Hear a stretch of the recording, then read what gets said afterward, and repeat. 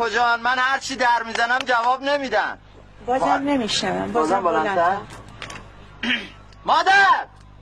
مادر جان، مادر من هر چی در میزنم آقا ماشاءالله جواب نمیدن. من نوه خواهرشونم، نمیدونی کجان؟ مادر بازم نمیشنم. بازم باید بلندتر دیگه، جر میخوره گلو. خب باشه اشکال نداره. فکر کنم نیستن مادر. آره شما که خبر ندارین نه؟ چه؟